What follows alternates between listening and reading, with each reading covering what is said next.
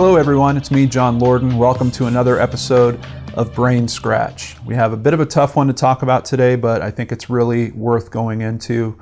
And it is very current, and there is a huge way in which you might be able to help solve this case, and I truly do hope it gets solved quickly. This picture behind me is a bridge. It's called the Monon Bridge. And unfortunately, this story involves two very young girls. We have a 13-year-old and a 14-year-old, and this bridge is one of the last things that they will see. Let's get started by learning just a little bit about Delphi, Indiana. That is where this bridge is. Delphi is a city and on the county seat of Carroll County in the U.S. state of Indiana. It is 20 minutes northeast of Lafayette, and the population was 2,893 at the 2010 census. Jumping over to indianalandmarks.org, we learn just a little bit more about this bridge. Neglect and nature conspire to threaten a historic bridge. Ever since it was built in 1891, people have tested their nerves by illegally walking the high bridge, a span that carried trains far above the Deer Creek Valley, until it was abandoned by CSX in 1987.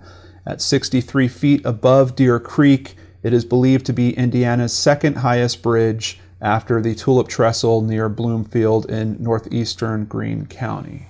This website raises an interesting point. It is illegal to walk across that bridge. However, there is a set of trails that wind all across Deer Creek, and I'm not sure if there are other places.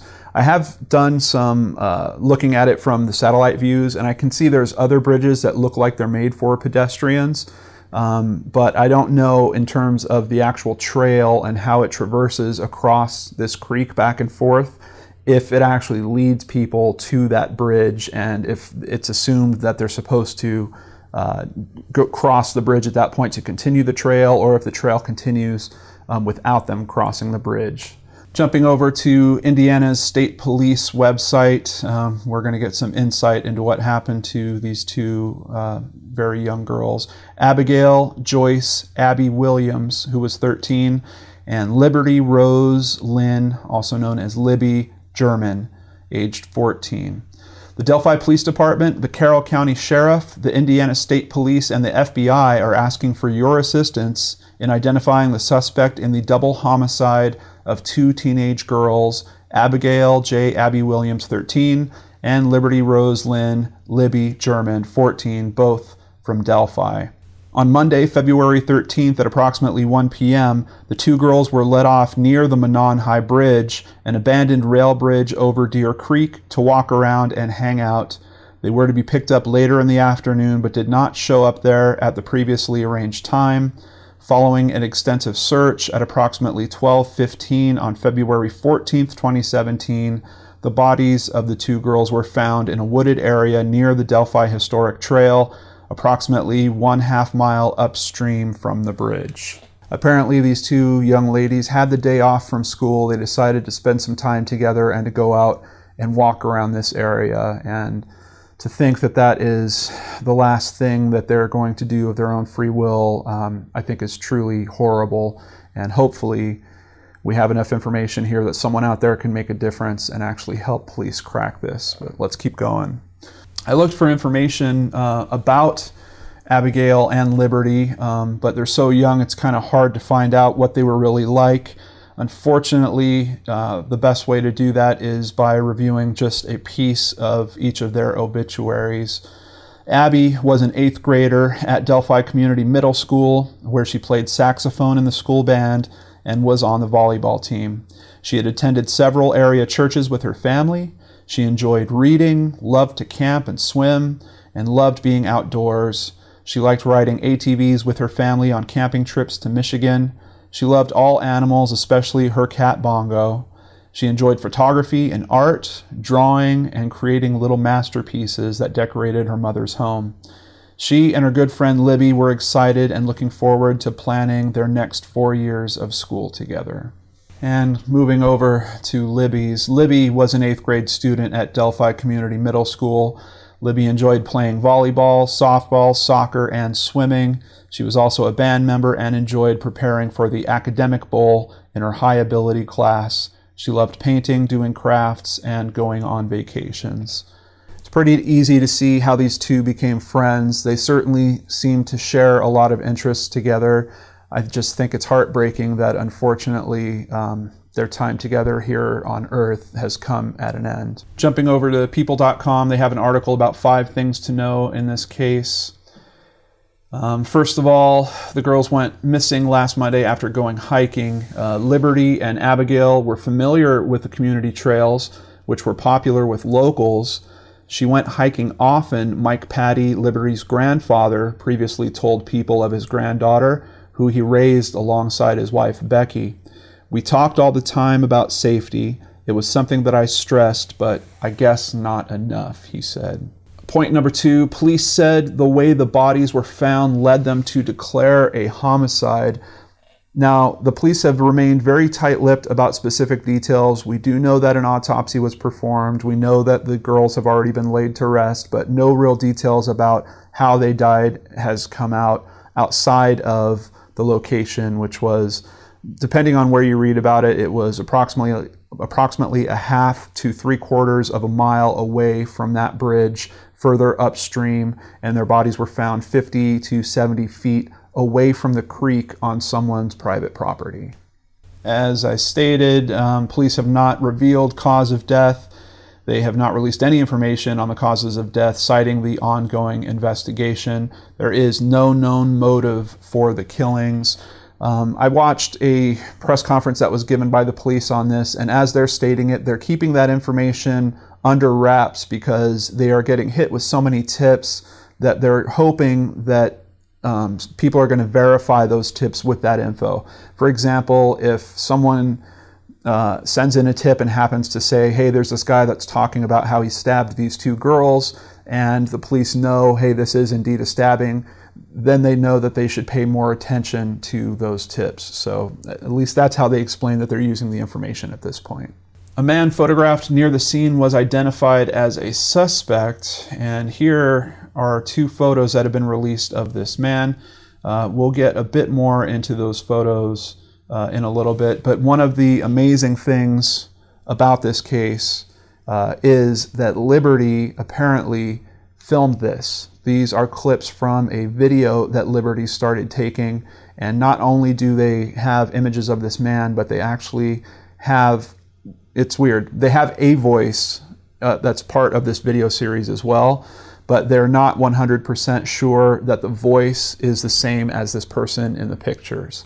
The police are speculating that it is possible that he has an accomplice that she did not get to film. Maybe this is someone that was waiting for him at a spot further up creek. Maybe it's someone that just didn't get captured in the frame of what she was able to film. But I do think that it is amazing, and if there's any lesson that we can take from this case so far, it's what an amazing use of a cell phone. I mean, here you have this very young girl maybe getting into a situation where she's not sure if she's feeling safe anymore, and she has the thought to go ahead and start up a video recording, get some footage of this guy, get a voice potentially of this guy or of someone else. And we don't even know what else is in that video clip. It's very possible that the police have much better information than only the very few words of sound that they've given us and these 2 frames of video. And point number 5, the girls were best friends. Abigail and Liberty were best friends, Patty told People. The teens met as little girls and bonded over their love of sports. When they weren't in class together at the local middle school, Abigail and Liberty were playing sports or hiking Delphi's community trails. Now, on top of the photo of the man, I guess before he had actually showed up, I'm assuming, somewhere around 2:07 on that day, Monday, February 13th, Liberty also took a picture of her friend Abigail and uploaded it. And I've seen different sources say that it was Snapchat. I've seen other icons that say it might be Pinterest, but either way, she took a photo of her friend and uploaded it. And you can see here is Abigail crossing that bridge that we've been talking about. And here's a copy of the audio. This is actually hosted at the State Police's website, so we know this is all legit. You're going to hear just a few words, but they're going to be repeated a few times, so please listen in.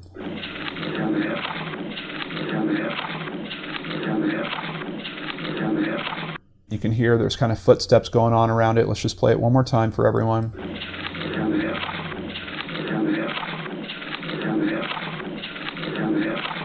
I've seen people that are speculating all over the place about this clip. Is he speaking in some type of accent? They're speculating about his possible age.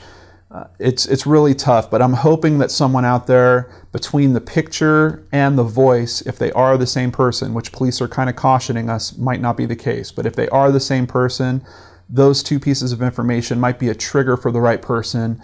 And maybe it's, you know, a former roommate, maybe it's someone that works with this person. Hopefully that light bulb will kick off above their head and they'll do the right thing and call in a tip to the authorities. Speaking of which, as usual, I will have contact information in the description box below. So if you do have any information on this case, please, please, please get it to the right people. This is, I mean, we don't even know the true details of this crime yet. It is already horrible enough just that these two girls are so young and that their lives have been taken from them.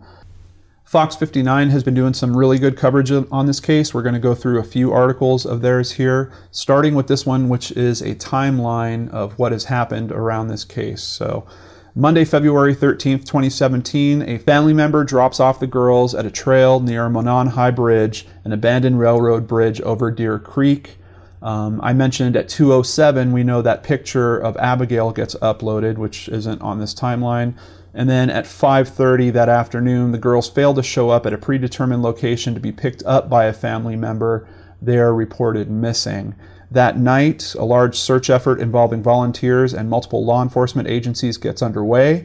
They scour the area in an attempt to find Liberty and Abigail. The search is eventually called off due to darkness. And then right around midnight on Monday, we get the county sheriff who is issuing a news release saying that there's no reason to suspect foul play or to believe that the girls are in immediate danger. Their biggest concern at that point is exposure to the elements. We then get to Tuesday, February 14th, and the search resumes that morning with volunteers and police officers, and they also break out canine units and dive teams. At noon, searchers find two bodies about a half-mile away from the bridge. At 2 p.m., authorities announce the discovery of the bodies, but they don't say who the bodies are yet. They also pretty much immediately come out and state that foul play is suspected with this case. At 4 p.m., Delphi Community School Superintendent Gregory Briles releases a statement saying that the bodies found in the afternoon are those of two missing Delphi Community Middle School students, despite no confirmation still coming from the police on those identities. He also states that grief counselors will be made available to students and staff. They're also going to step up the security, and they cancel their school events for the remainder of the week. The Delphi United Methodist Church opens for a vigil at 7 p.m. on Tuesday.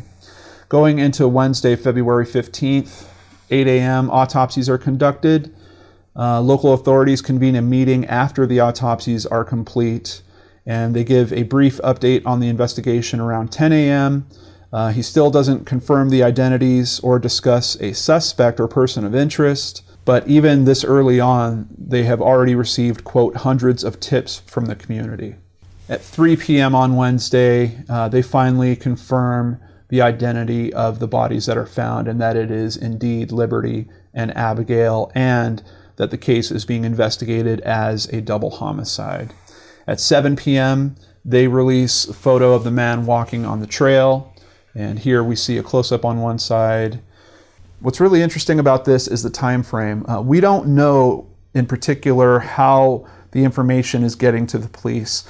I'm assuming that they actually found Liberty's cell phone at the location, and they searched her cell phone and they found this video clip, because they went from literally discovering these bodies a day before to having this information processed. You know, someone had to take freeze frames of the photos. They did a bit of digital cleanup on them.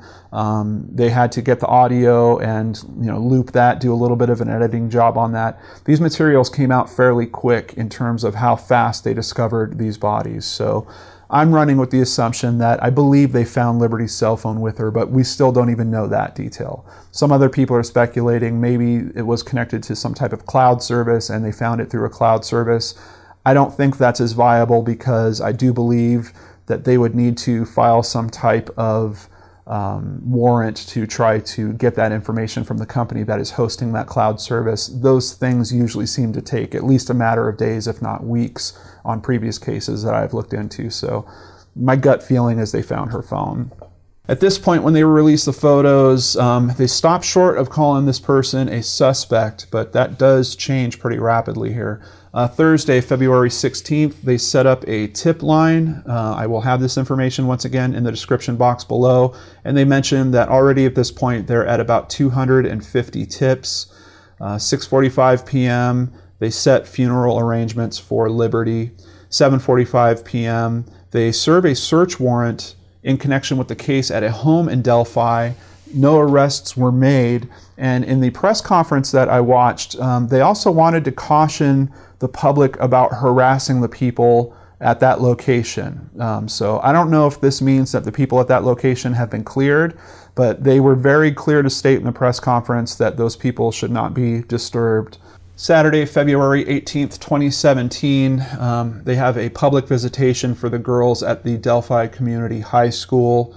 From the obituaries, I believe that they do wind up having private funeral services for the girls over that weekend as well. Sunday, February 19th, 2017 at 12:30 p.m., Indiana State Police say that the man photographed walking along the trail around the time the girls' disappearance is indeed a suspect in their deaths. Monday, they raised the stakes even more, now saying that they're conducting a statewide manhunt for the man.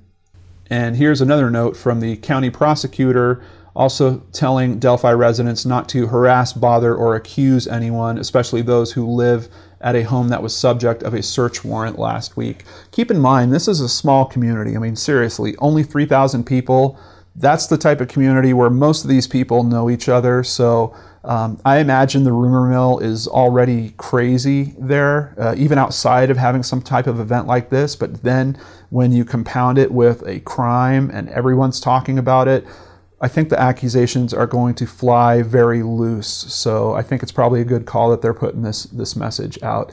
This town, apparently this is the first double homicide to happen in this town.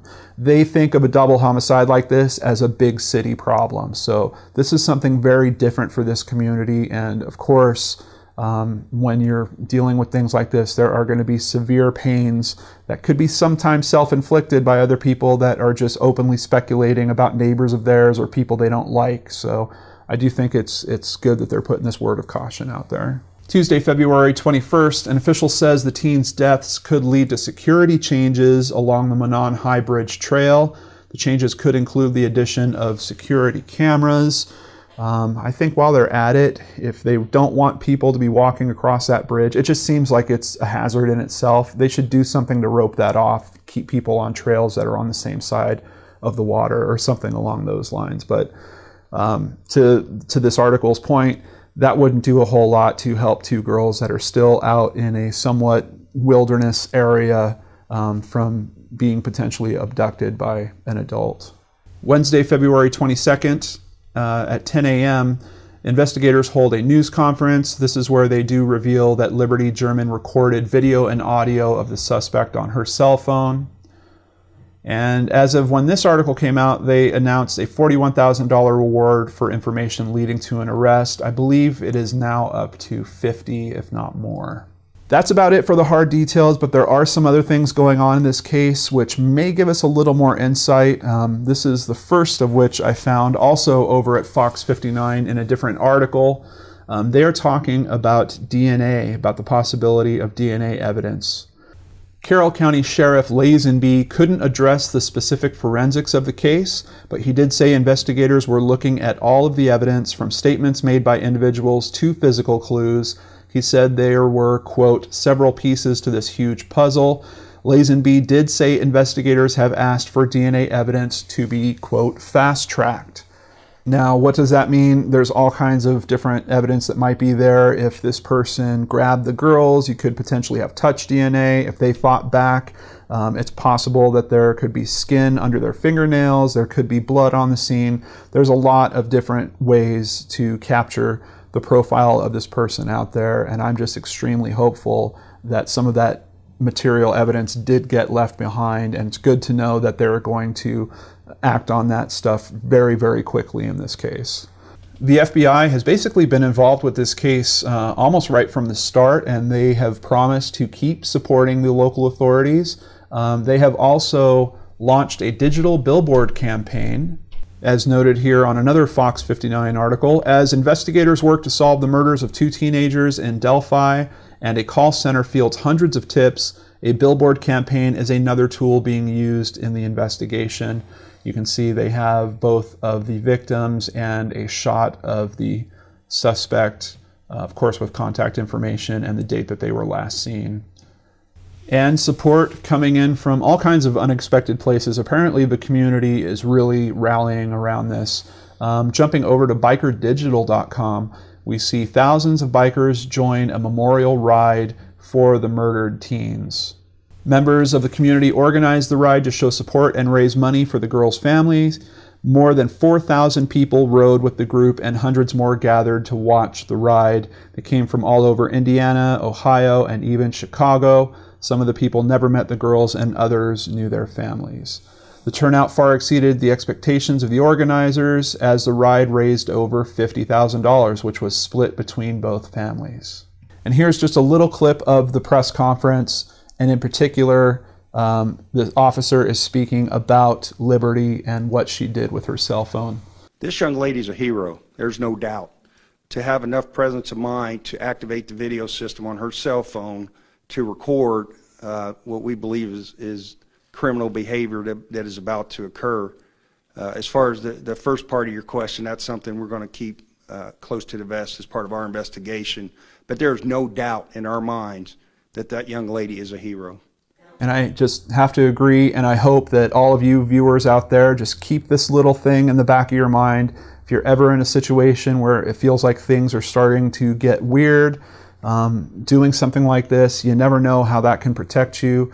Ultimately, I hope it protects you in a way where you don't need it to be evidence that is found by a police officer. But if the worst does happen, what a great mechanism to hopefully help the perpetrators be caught. So I want to really reinforce that with you guys, and I think that Liberty is pretty amazing that she wasn't so scared, that she was able to just kind of keep her head level, and to do something that thoughtful is really amazing. The FBI has several web pages on this case, but this one in particular I wanted to share with you because there's some key information that might help you identify if you do live in this area and you're not quite sure what to look for. They make some really good points here. So on Monday, February 13th, the individual or individuals responsible for these crimes may have been absent from work, missed or canceled appointments or social engagements, or been unavailable or unresponsive during the afternoon period. They may have been a no-show or offered a plausible excuse for their absence or tardiness, such as illness, death in the family, car trouble, etc.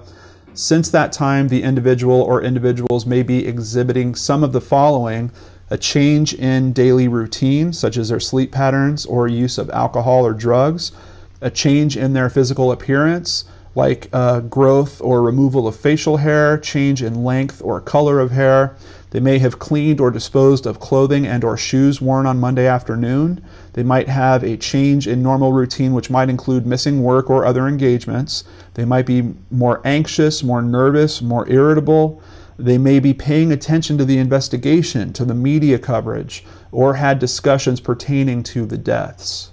Just a bunch of really good tips for you guys to keep in mind, especially if you live in this area.